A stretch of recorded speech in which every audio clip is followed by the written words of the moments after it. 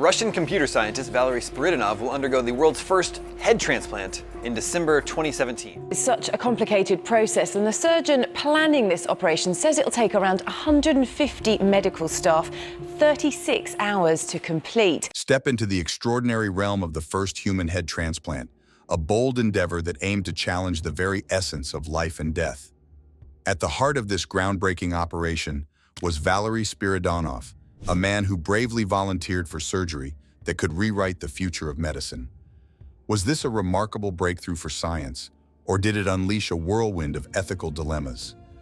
Join us as we unravel the thrilling and complex story behind this audacious medical journey.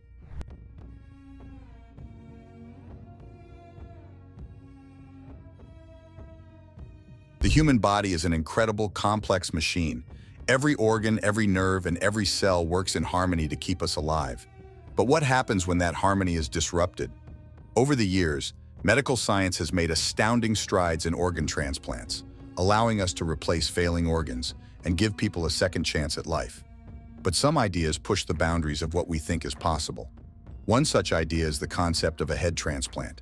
In 2015, Italian neurosurgeon Sergio Canavero announced his plan to perform the world's first head transplant. Can you imagine? Taking a living person's head and attaching it to a donor's body. It sounds like something out of a sci-fi movie, right? But Canavero believed it could offer a new lease on life for patients suffering from severe disabilities. Of course, this audacious plan raised a ton of ethical questions. Who would be brave enough to volunteer for such a risky and experimental procedure? Would it even work? And what if it did? What would that mean for identity and consciousness? These are the questions that started swirling around as Canavero prepared for the operation. I'm very fond of science. I digged deeply into this topic of this kind of transplantations for about 20 years. I read about Robert White's experiments with monkeys and Professor Vladimir Demikhov experiments with dogs. As the world watched with bated breath, the spotlight turned to a young man who stepped forward to become the first human head transplant patient. Meet Valery Spiridonov, a 30-year-old Russian man who became the face of this groundbreaking procedure. Spiridonov suffered from Werdnig-Hoffmann disorder, a rare genetic condition that causes severe muscle weakness and atrophy.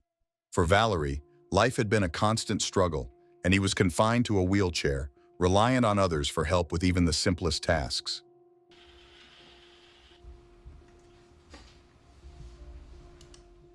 When he learned about Canavero's plan, Spiridonov was intrigued. He saw it not only as a chance to change his own life, but also as an opportunity to advance medical science. Spiridonov understood the risks, yet his willingness to be a part of this groundbreaking procedure was nothing short of brave. He stated, "I want to show that we can do it and to help others in similar situations." His story resonated with many people, as it highlighted the desire for hope and the lengths one might go to escape a debilitating condition. Spiridonov's commitment to the procedure sparked a global conversation about the ethics of head transplants and the potential for life-changing medical advances. So how exactly would this monumental surgery work? Canavero laid out an ambitious plan that involved separating Spiridonov's head from his spinal cord and attaching it to a brain-dead donor body. This wasn't just any procedure, it required cutting-edge technology and precision. The surgery would begin with a specialized scalpel designed to make extremely clean cuts, minimizing damage to delicate nerve fibers. To protect the brain from losing oxygen, it would be cooled to between 50 to 60 degrees Fahrenheit during the procedure.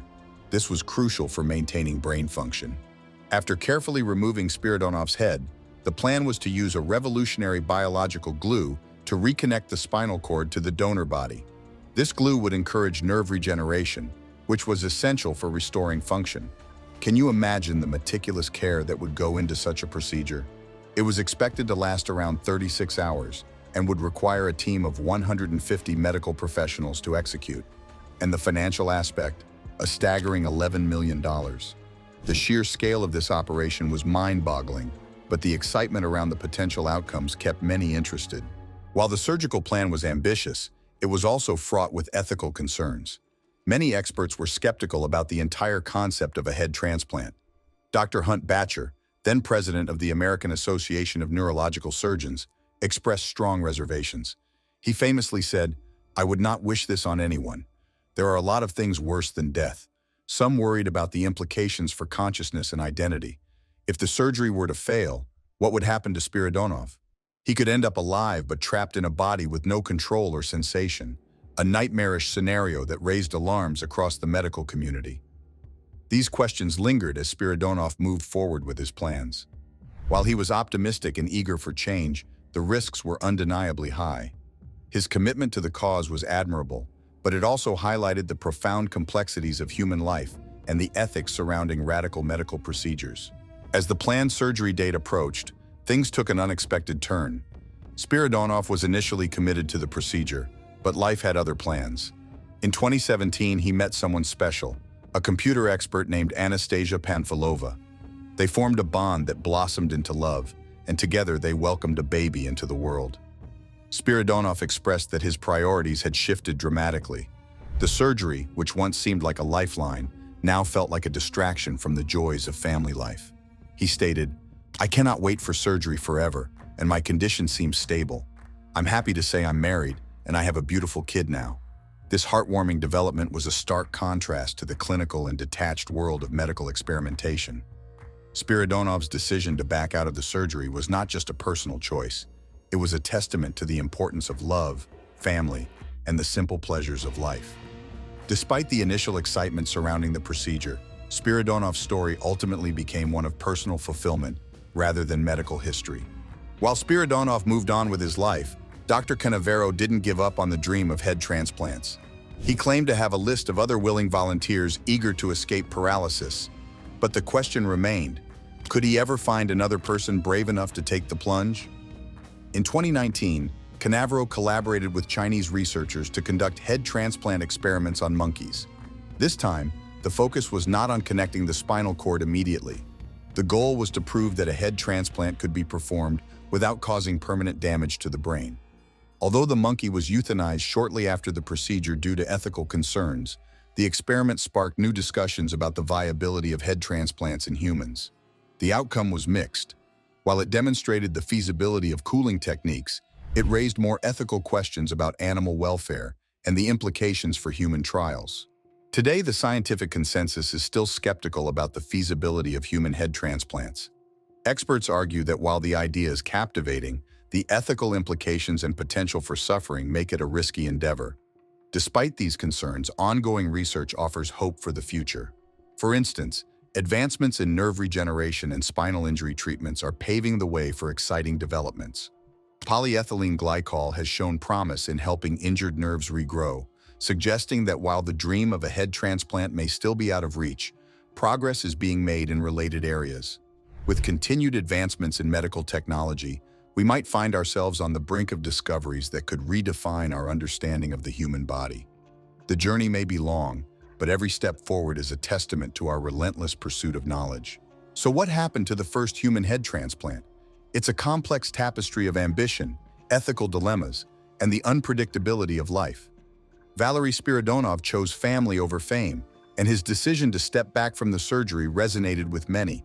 Meanwhile, Dr. Canavero remains a controversial figure, chasing a dream that raises more questions than answers.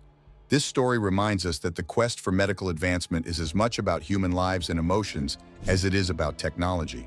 While we may not see a human head transplant in our lifetime, each step in this journey brings us closer to understanding what's truly possible. So what do you think about head transplants? Could they ever be a viable option? Let's chat in the comments below. Don't forget to like, subscribe, and hit that notification bell.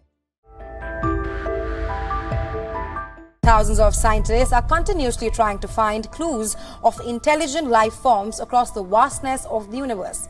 In 1977, a peculiar event occurred, one that has intrigued, baffled, and sparked countless debates among scientists and enthusiasts alike. A radio signal, unlike anything ever detected before, was captured from the depths of space.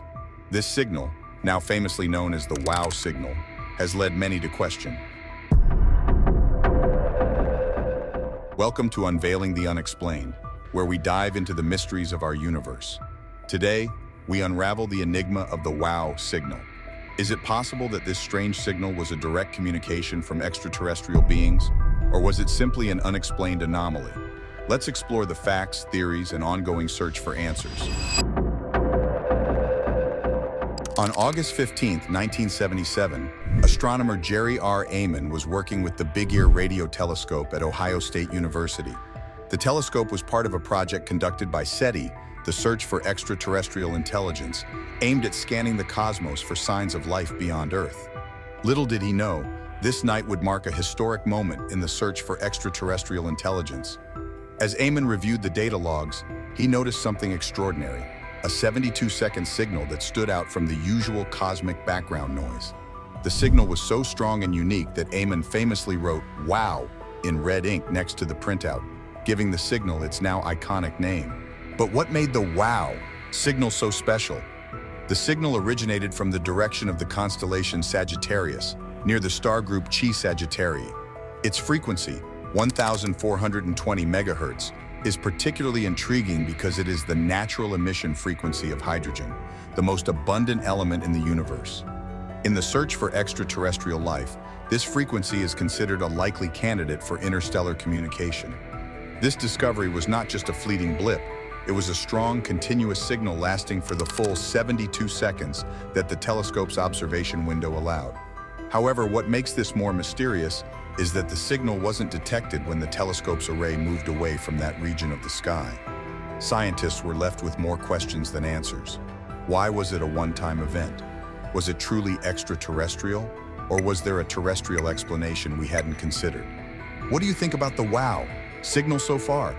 Could it be a message from beyond? Or is there a more mundane explanation we haven't discovered yet? Let us know your thoughts in the comments. Since its discovery, the "Wow" signal has sparked a myriad of theories. The most tantalizing of these is, of course, the idea that it was a message from an alien civilization. The frequency and intensity of the signal, coupled with its unexplained nature, led many to believe that it could be an intentional communication from intelligent beings. However, the scientific community is cautious. The history of radio astronomy is filled with signals that were initially thought to be from extraterrestrial sources but later debunked. For example, pulsars, rotating neutron stars, were first detected in 1967 and were initially nicknamed "little green men" due to the regularity of their signals. It was later understood that these signals were natural, not artificial. Researchers have tried to explain the "Wow" signal using natural or man-made sources. Some have suggested that it could have been a signal reflected off a piece of space debris or a broadcast from Earth that was bounced back by a satellite. Others have proposed more exotic explanations, such as an unknown natural source in deep space that we haven't yet identified.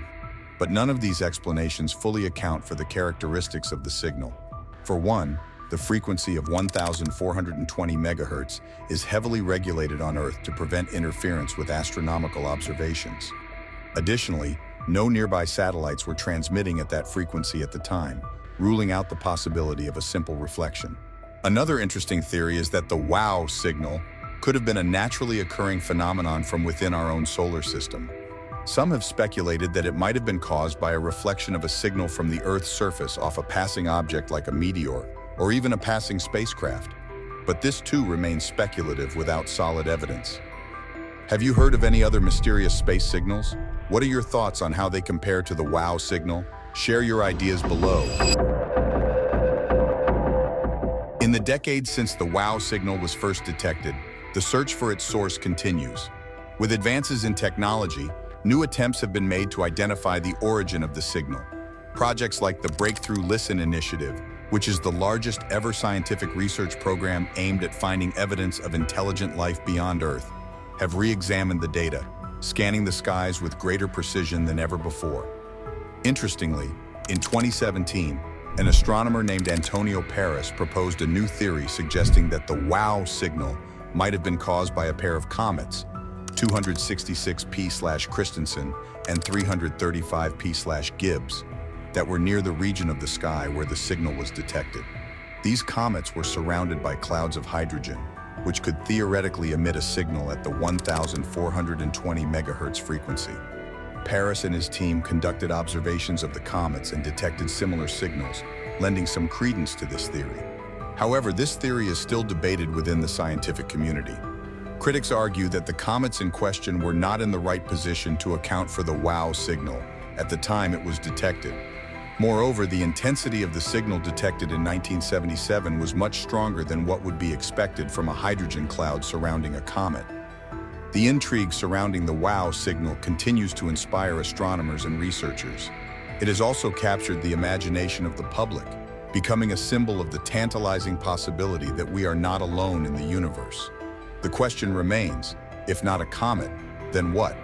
Was it a one-time event, or is there something out there that we're still missing? What do you think about the comet theory? Does it seem plausible, or do you believe there's a different explanation for the WOW signal? Drop your theories in the comments. Whether or not the WOW signal was a message from another civilization, its impact on the scientific community and popular culture cannot be understated.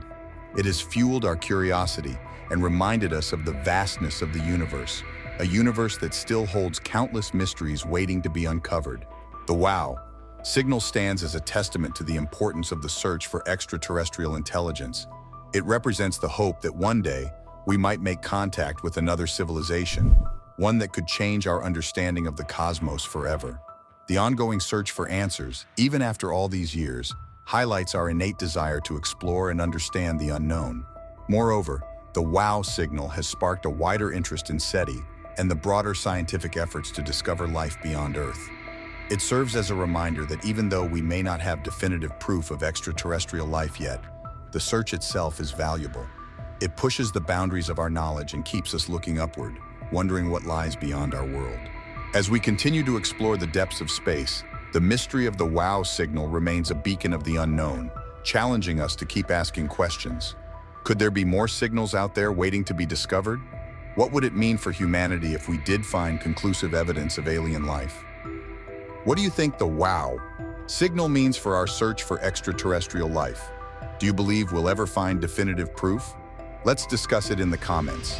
Thank you for joining us on this journey to uncover the mystery of the WOW signal. If you enjoyed this exploration, don't forget to hit that subscribe button and ring the bell for more deep dives into the unknown. Share this video with friends who love space mysteries, and let's explore the cosmos together. Until next time, keep questioning, keep exploring, and keep wondering what lies beyond our world.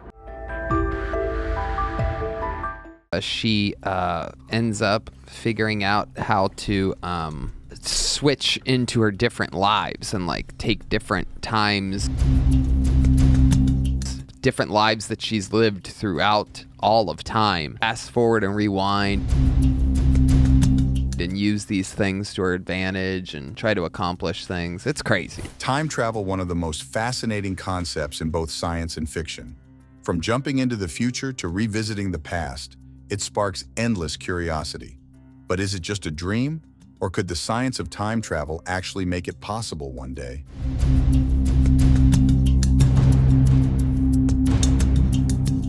Today, we're exploring the mind-bending theories, from wormholes to time dilation, and asking the big question, is time travel really within our grasp? All right, first things first. What do we mean when we talk about time travel? Well, simply put, it's the idea of moving through time just like we move through space. Sounds easy, right? But here's the thing. Time isn't as straightforward as we think. We live our lives 1 second at a time, always moving forward. But in theory, time travel could allow us to go backwards or forwards in ways that seem impossible. You've probably seen it in movies like Back to the Future or Doctor Who. It's fun, but when we ask, is it real? We need to dig into the science. And that brings us to the big brain behind it all, Albert Einstein. So, to understand time travel, we need to start with Albert Einstein's theory of relativity. It changed everything. Before Einstein, people thought of time as this steady, unchanging thing, like a clock that ticks the same way for everyone. But Einstein flipped that idea on its head. He showed that time is actually flexible. It bends, stretches, and even slows down, depending on how fast you're moving or how much gravity is around. Sounds crazy, right? But that's where things get interesting. According to Einstein, if you move fast enough, like really fast, close to the speed of light, time for you would slow down. So if you hopped in a spaceship and zipped around at near light speed, you could come back to Earth years later and barely have aged. Welcome to the world of time dilation.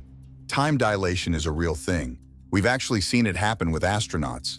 Up on the International Space Station, astronauts orbit Earth at about 28,000 kilometers per h. While they're up there, time runs slightly slower for them compared to people on Earth. It's only by milliseconds, but it's proof that time dilation exists. So technically, they're traveling to the future, just at a super tiny scale. Now imagine if we could take that effect and crank it up.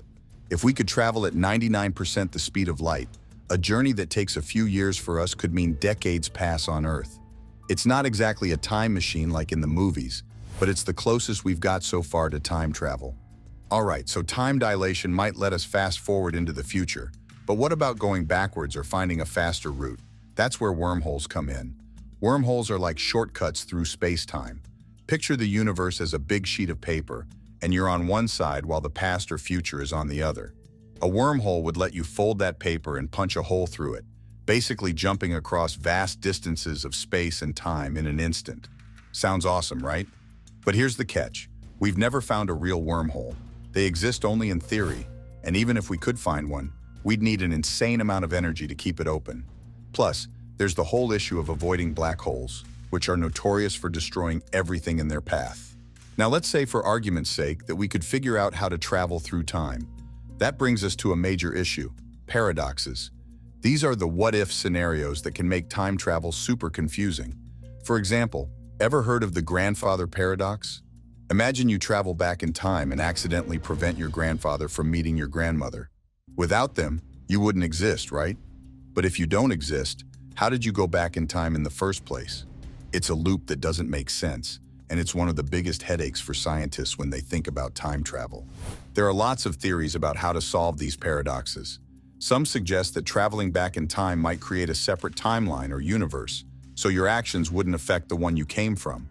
Others say time might have built-in safeguards to stop these paradoxes from happening at all. But honestly, we just don't know. Speaking of mind-bending ideas, let's talk about Kurt Gödel. He was a mathematician who found a weird solution to Einstein's equations that allowed for time loops. In Gödel's universe, if you traveled far enough in the right direction, you could loop back in time to where you started.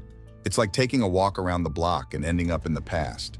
Now, Gödel's theory is a little out there, and most scientists agree it's not physically possible in our universe. But it's still fun to think about, right? The idea of time being a loop instead of a straight line opens up all kinds of possibilities. Let's talk about one more big idea, the arrow of time. In physics, the arrow of time is the idea that time only moves in one direction, forward. This is tied to something called entropy, which basically says the universe is always moving towards disorder. Think of it like this. You can scramble an egg, but you can't unscramble it. That's entropy in action, and it's why most scientists think we can't reverse time. Even though the math might allow for time travel, the laws of thermodynamics seem to put a hard stop on going backwards. It's one of the reasons that, for now, traveling to the past remains a pipe dream. Okay, I know I've hit you with a lot of science, so let's lighten things up for a sec. Time travel has always been a big part of pop culture. From Back to the Future to The Terminator, it's one of those ideas that captures our imagination. But let's be real. Most of what you see in the movies doesn't hold up to actual science. For example, in Back to the Future, Marty McFly jumps into a DeLorean and zooms back to 1955. Cool, right? But in reality, traveling back in time would be way more complicated, if it's even possible at all. Still, we love these stories because they tap into something deep in us, the desire to change the past or peek into the future. So after all this, the big question is, will time travel ever be possible? Honestly, we don't know. The science is still evolving. We've got some promising ideas like time dilation and wormholes, but nothing solid enough to let us hop into a machine and visit ancient Rome or the year 3000. The good news is that we're making progress. Theoretical physicists are constantly exploring the boundaries of what's possible. And who knows, maybe one day someone will crack the code and build the first real-time machine. So, is time travel possible? Well, kind of, but not in the way we see in the movies. The science suggests that traveling into the future might be doable, but going back to the past? That's still a huge question mark. Either way, the idea of time travel pushes us to think beyond the limits of what we know, and that's pretty exciting in itself. What do you think? Will we ever figure out how to travel through time? Drop your thoughts in the comments, and let's keep the conversation going. Thanks for watching, and don't forget to hit that subscribe button for more mind-bending content. Until next time, stay curious.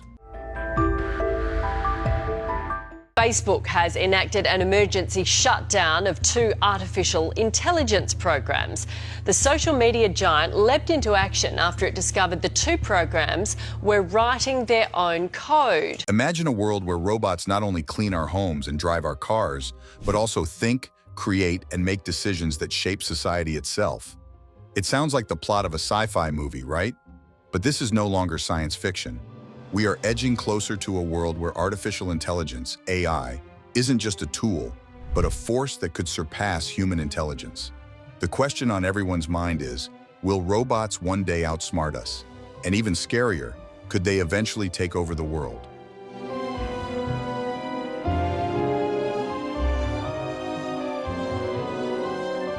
Artificial intelligence is already a huge part of our lives, and it's evolving at a breakneck pace. From the virtual assistants on our phones to the algorithms that recommend what we should buy, AI is becoming indispensable in our daily routines. But as AI advances, there's both excitement and fear about where this technology could take us. Could we one day create machines that think and act on their own?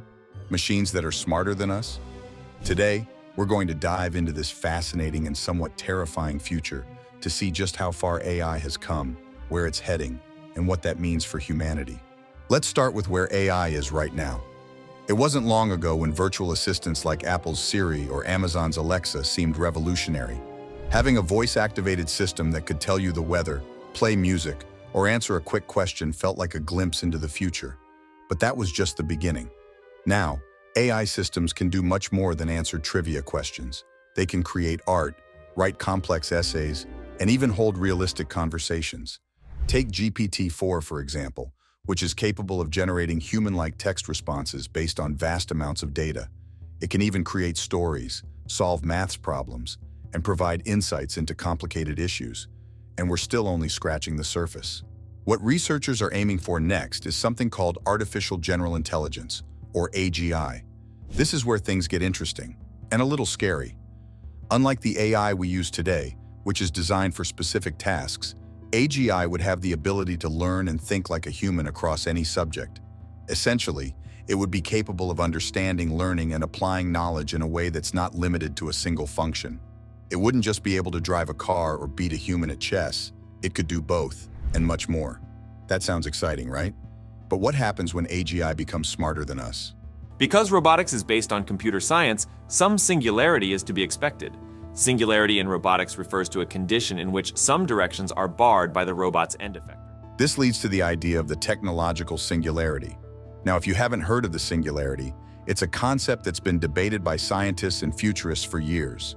The singularity is this hypothetical moment in the future when AI becomes so advanced that it triggers an explosion of unstoppable technological progress. Think of it as the point of no return, where machines become so intelligent they can improve themselves at an exponential rate. AI would start creating even more intelligent versions of itself, and eventually we humans would no longer be able to keep up. It's like a runaway train of innovation. Some experts believe that once we hit this singularity, AI will start redesigning itself faster than we can comprehend. This has led some of the world's greatest minds to sound the alarm. Elon Musk, for instance, has compared AI to nuclear weapons, warning that it could become more dangerous than anything we've ever created. And Stephen Hawking said AI could be the best or worst thing ever to happen to humanity. So could robots really surpass us and become the dominant force on Earth? And if so, would they be a threat? The Waymo driverless car, wow. What a crazy futuristic looking deal. Yeah, before we get too caught up in the doomsday scenarios, let's take a step back and look at how AI is already integrated into our daily lives. We see AI in the convenience of self-driving cars, algorithms that curate our social media feeds, and even in healthcare, where it's being used to detect diseases and predict patient outcomes. Self-driving cars, in particular, are often seen as a revolutionary step toward a future where AI could handle our most dangerous tasks. Imagine a world where car accidents caused by human error are a thing of the past. Companies like Tesla and Waymo are pushing this reality closer with each passing day. But there's a flip side. The more we rely on AI, the more we hand over control of important decisions. It's one thing to trust AI to recommend a Netflix show, but what happens when AI is making life and death decisions? For instance, if an AI algorithm in a hospital determines which patients get prioritized care, who's accountable if something goes wrong? Surprising twist, a coffee shop in the heart of London has been completed. And speaking of control, let's touch on one of the most debated questions in AI.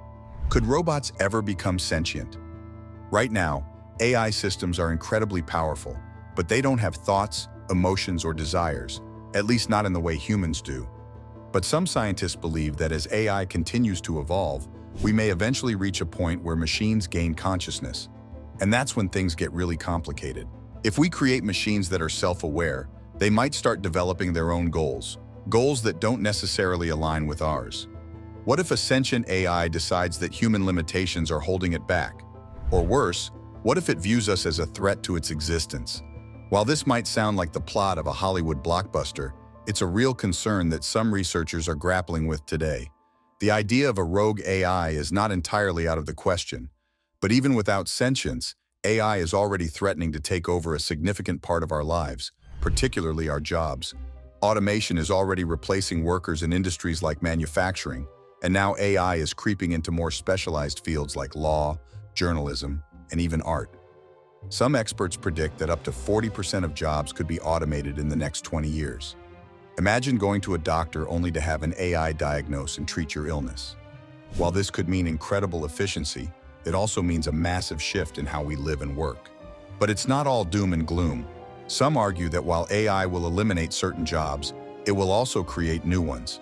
It's possible that AI could free us from mundane tasks, allowing us to focus on more creative and meaningful work. The real challenge will be figuring out how to adapt to this new landscape and finding ways for humans and AI to coexist. Another major issue that comes with advanced AI is ethics. Who's responsible when things go wrong? If a self-driving car causes an accident, who's at fault? Is it the human behind the wheel, the manufacturer, or the AI itself? These are questions we need to answer as AI continues to evolve. There's also the issue of bias in AI systems. Since AI is created by humans, it can sometimes reflect human prejudices. For example, AI used in hiring processes has been shown to favor certain demographics over others, raising serious concerns about fairness. And then there's the question of whether AI could ever turn against us. We've all seen movies where robots rise up and rebel against their creators. While it may seem far-fetched, the idea of AI going rogue isn't entirely out of the realm of possibility. In fact, some experts warn that AI could be weaponized. Governments are already developing AI-driven weapons, which raises ethical concerns about machines making decisions on the battlefield. Even outside of warfare, AI could pose risks if it becomes too complex for humans to fully understand or control. Imagine an AI tasked with optimizing a factory's production, deciding that human workers are inefficient, and finding ways to eliminate them. It's a chilling thought, but one that we have to take seriously. So, will robots take over the world? The truth is, we don't know. AI has the potential to revolutionize society, solve some of our biggest challenges, and make life better for everyone. But it also comes with significant risks. The future of AI will depend on the decisions we make today. Will we harness its power for good, or will we create machines that eventually surpass us? One thing is certain, AI is here to stay, and it's up to us to decide how we navigate this new frontier. If you enjoyed this video, make sure to like and subscribe for more deep dives into the world of technology in the future. Let us know in the comments. What do you think? Will AI be humanity's greatest achievement, or could it be our downfall? Thanks for watching. Mayday, mayday, mayday. Google as a company is losing storage. Google is facing challenges with storage capacity impacting users across services like Gmail, Google Drive. In an age where almost everything is stored online, from your photos to your emails, and even the apps you use every day, Google plays a major role. But what happens when the world's biggest tech giant, a company known for its endless cloud storage, faces a storage crisis? That's right. There's a buzz going around that Google may be running out of storage. But is it really true, or is it just another internet rumor?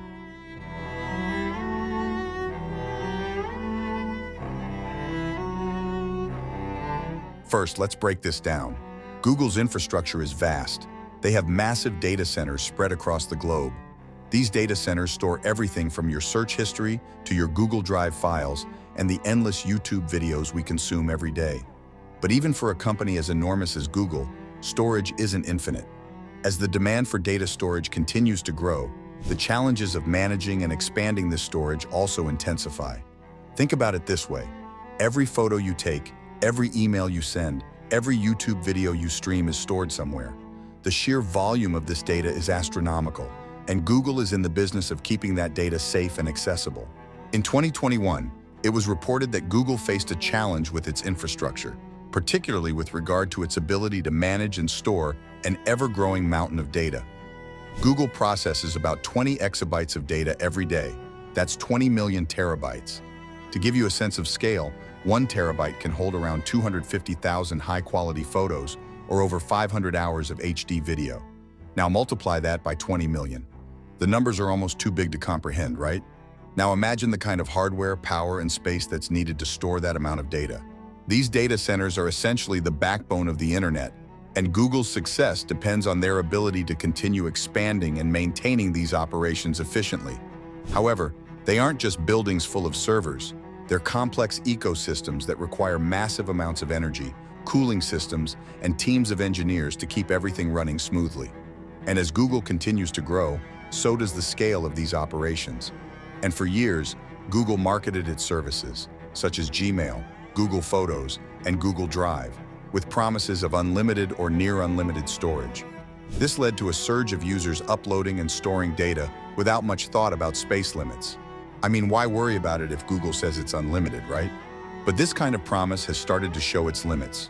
As more people take high-resolution photos, store HD videos, and upload massive files, the strain on Google's infrastructure grows. Back in June 2021, Google decided to stop offering free unlimited storage for Google Photos. This move sent shockwaves through users who had grown used to Google being the endless vault for their memories. So why the change? One simple reason: storage costs. Google's data centers require not just physical storage hardware, but also cooling systems, energy to power the servers, and maintenance teams to keep everything running. The costs pile up, and at some point the company has to reconsider its unlimited model. But it's not just about the physical storage or costs. Let's not forget that data security is also a major concern. As the storage demand increases, ensuring that all this data is stored securely and can be accessed only by the right people becomes even more complicated. After all, one data breach could lead to massive fallout, not just for Google, but for millions of users around the globe. So it's not just about having more space, but also about making sure it's safe and reliable. So the question remains, is Google really running out of storage? Well, the short answer is no, not exactly. But they are facing a capacity challenge. It's not like they're about to hit a hard stop where no one can upload files anymore. But the company is proactively managing its storage resources to avoid such a situation in the future. By limiting free storage options and encouraging users to subscribe to their paid Google One plans, Google is managing its storage growth more effectively. This allows them to keep expanding without hitting a wall. However, it's important to note that this isn't just about storage. It's also about how Google can continue to monetize its services. After all, data isn't just something they store for you. It's something they analyze and use for ads, recommendations, and other services. Your data is part of their business model, and storage is just one piece of the puzzle. In a sense, Google is not just selling space, but they are also selling their expertise in managing, processing, and analyzing this data. That's where the real money is, and why the unlimited storage model isn't financially sustainable for them in the long term. Moreover, Google's transition to paid plans like Google One is a clear indicator of the shifting landscape in the digital storage industry. They've realized that while offering unlimited free storage attracts users, it's not feasible in the long run, especially when you consider the exponential growth of data. The days of getting unlimited free storage from tech giants are coming to an end, as these companies recognize that managing all that data comes with significant costs. The problem of storage isn't unique to Google. Every company in the cloud storage business faces this challenge. Amazon, Microsoft, Dropbox, they all rely on massive data centers to store information, and as we generate more data, they need more space. This is part of a broader trend in tech. As our devices and apps become more integrated into our daily lives, the amount of data we generate skyrockets. From our smartphones to our smart homes, everything is generating data. In fact, It's estimated that by 2025, the world will produce 463 exabytes of data every day. That's over 20 times more than what Google processes currently.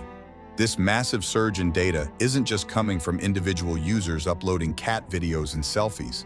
Businesses are also contributing heavily to this data boom. With the rise of big data analytics, artificial intelligence, and machine learning, companies are collecting more information than ever before. The truth is, while physical storage is finite, the solutions that tech giants like Google come up with are constantly evolving. They might not be able to offer unlimited free storage anymore, but they're not running out of space anytime soon. Instead, we can expect to see more tiered pricing plans, smarter data management solutions, and even innovations in how data is stored. One of the most exciting developments in data storage is the use of artificial intelligence to optimize how data is stored. Google is at the forefront of this technology. AI algorithms can analyze data patterns and find ways to compress files more efficiently.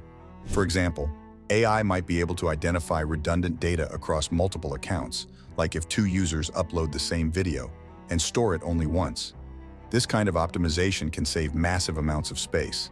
Additionally, AI can help by managing data in a way that prioritizes frequently accessed files, making them easier to retrieve, while storing older or less used data in a more cost-effective manner.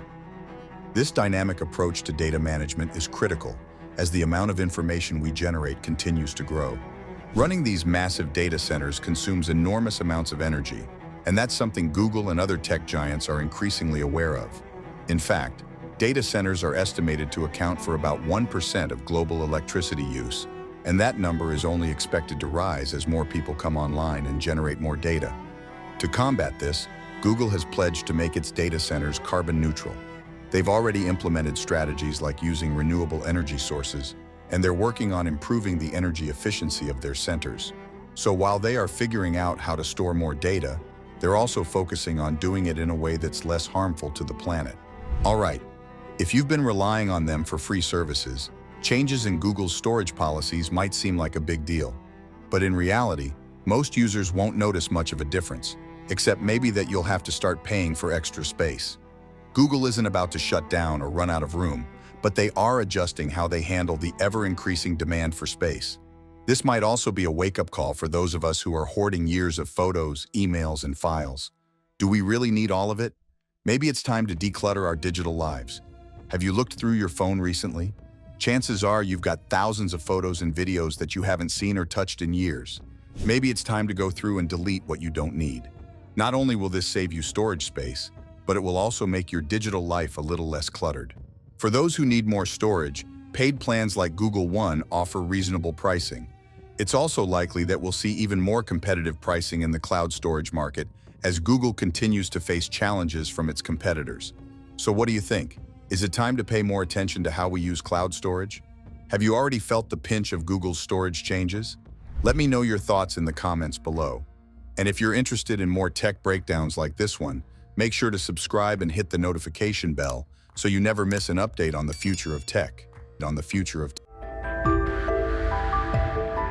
So you're going to show me that Satoshi Nakamoto is you? Yes. There's strong evidence pointing to certain people who may be Satoshi Nakamoto, but ultimately nothing definitively conclusive. Who created Bitcoin, the world's first decentralized cryptocurrency that disrupted global finance? Yet the creator remains in the shadows. The name Satoshi Nakamoto might ring a bell, but the real identity behind this name is one of the biggest mysteries of the 21st century.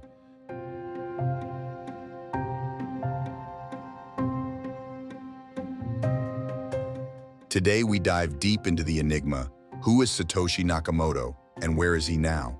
In 2008, at the height of a global financial crisis, a white paper appeared online titled Bitcoin, a peer-to-peer electronic cash system. It was written by someone, or perhaps a group, under the pseudonym Satoshi Nakamoto. This paper laid out the blueprint for what we now know as Bitcoin, a digital currency free from the control of governments and banks. Less than 3 months later, in January 2009, Satoshi Nakamoto mined the first ever Bitcoin block, known as the Genesis block. A revolution in financial technology had begun. But who was behind this breakthrough? Who was Satoshi Nakamoto? Since Bitcoin's inception, countless theories have emerged about Nakamoto's true identity. Some believe he was a lone genius programmer. Others suggest it was a team of developers. Over the years, several names have surfaced as possible candidates, but none have been conclusively proven. Hal Finney, one of the earliest Bitcoin users and a renowned cryptographer. Some suggest he may have been the real Satoshi or at least closely involved. Nick Szabo, a computer scientist who created BitGold, a precursor to Bitcoin. His work on decentralized currencies has led many to suspect he could be Nakamoto.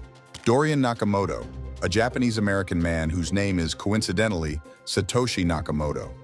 Although he denied any involvement, a media frenzy erupted after a journalist suggested he might be the creator of Bitcoin. Craig Wright, an Australian businessman who publicly claimed to be Satoshi Nakamoto. His bold claim was met with skepticism and controversy, and he has yet to provide definitive proof. Yet despite these high-profile suspects, the real identity of Satoshi Nakamoto remains elusive. In April 2011, after 2 years of guiding Bitcoin's development, Satoshi Nakamoto sent his final email to a developer. In it, he said, "I've moved on to other things." Just like that, he vanished. No more emails, no more forum posts. Satoshi Nakamoto left behind a legacy, but took his true identity with him. Despite Bitcoin's meteoric rise, Satoshi has never resurfaced. The address associated with Nakamoto's Bitcoin holdings contains about 1 million BTC, worth billions today, but none of it has ever been touched. Why? Is Nakamoto hiding in plain sight, or is he truly gone? Many speculate that Satoshi Nakamoto might be alive and monitoring Bitcoin's progress from the shadows. Some believe Nakamoto's silence is intentional, to maintain Bitcoin's decentralized nature. Others suggest more dramatic possibilities. Could Nakamoto be dead?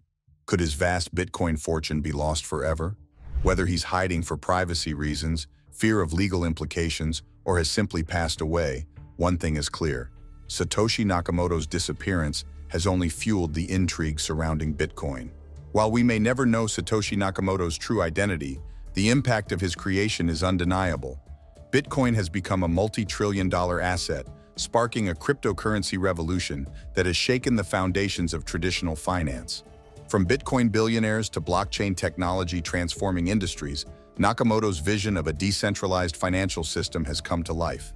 The question remains, does Satoshi Nakamoto watch the legacy he created from afar, or has he truly left the world behind? So, what do you think?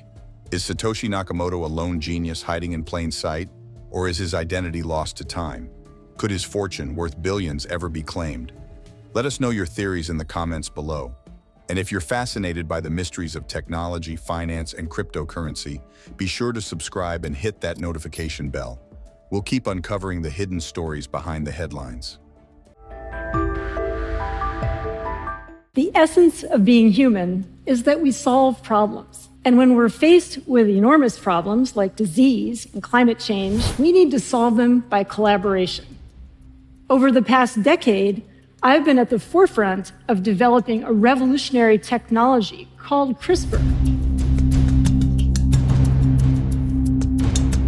Designer babies. Just hearing the term might make you think of science fiction, but it's fast becoming a real possibility thanks to advances in genetic engineering.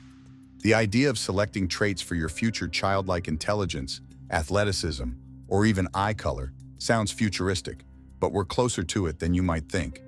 With the power to edit human DNA in our hands, we face a big question. Should we?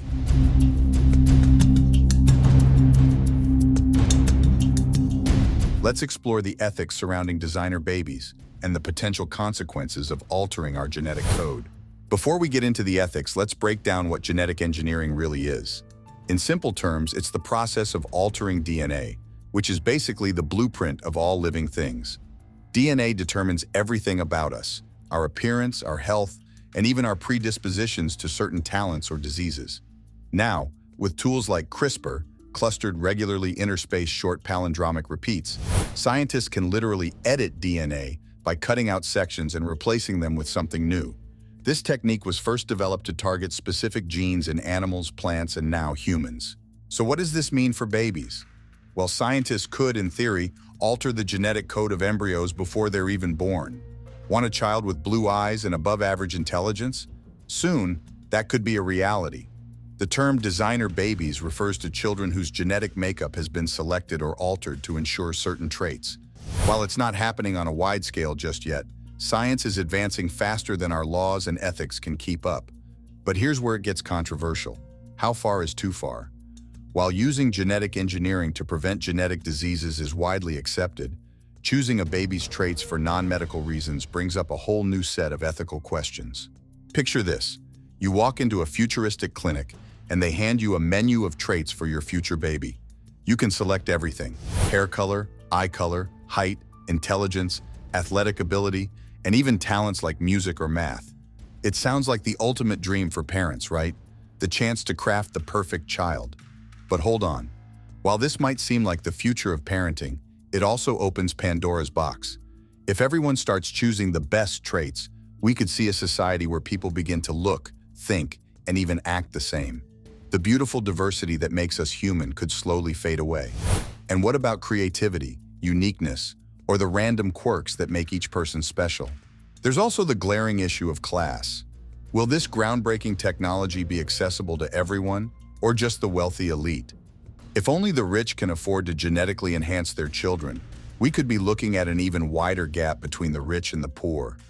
Imagine a future where the wealthy produce super children while the rest are left behind. It's like something straight out of a dystopian sci-fi movie, raising a crucial question. Is this a dream we should really be chasing? Now here's where things get really tricky. Just because we have the ability to alter human DNA, does that mean we should? On the surface, the idea of curing genetic diseases sounds like a breakthrough, a gift to humanity. But what happens when we go beyond curing diseases and start editing DNA for non-medical reasons, like choosing physical traits or enhancing intelligence? Suddenly, we're wading into some seriously murky ethical waters. One of the biggest concerns is the idea of playing God. Should we really have the power to decide which traits are desirable and which ones aren't? This line of thinking has unsettling echoes of eugenics, a dark period in human history where certain groups were deemed genetically superior to others.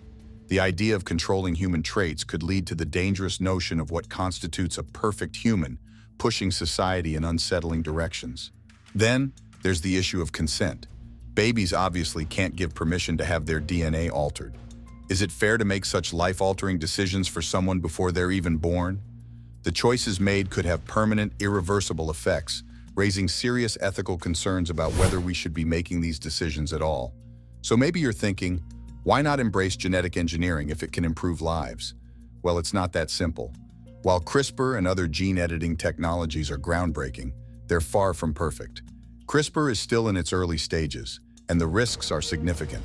One of the biggest concerns is what scientists call off-target effects. This happens when the gene editing tool snips the wrong section of DNA, leading to unintended changes. When you're dealing with the human genome, these unintended changes could have life-altering consequences, or worse, they could be deadly. Think about it. What if, in trying to eliminate one genetic disorder, we accidentally create a new, even more serious one? Or what if we fix a short-term issue, but create long-term health problems that won't appear for generations? That's the terrifying unknown of gene editing. We simply don't fully understand all the long-term effects, and once those changes are made, they're permanent. There's no undo button when it comes to human DNA. So while the technology is promising, the risks are enormous. Are we truly ready to embrace something so powerful and unpredictable, especially when the stakes are so high? Let's talk about something that made global headlines: the CRISPR babies. Back in 2018, a Chinese scientist claimed to have edited the genes of 2 embryos to make them resistant to HIV. Sounds like a noble cause, right? But the backlash was immediate and fierce. Why? Well, first off, it was seen as premature. The scientific community wasn't ready to jump into human trials yet. The risks weren't fully understood, and there was little to no oversight in the process. Plus, the changes were made not to cure an existing condition, but to give the babies immunity to a potential future illness. This felt more like genetic enhancement than treatment, and that made people uneasy. The experiment raised ethical questions about consent, oversight, and the unknown risks of such procedures. The scientist was eventually sentenced to prison, but the questions he raised about the future of genetic engineering remain. Now, it's not all doom and gloom when it comes to genetic engineering. Let's shift the focus to the brighter side. One of the most exciting potential benefits is the ability to eliminate genetic diseases. Imagine a future where conditions like Huntington's disease, cystic fibrosis, or even certain forms of cancer are completely wiped out. For families who have lived in fear of passing on these inherited diseases, this could be life-changing.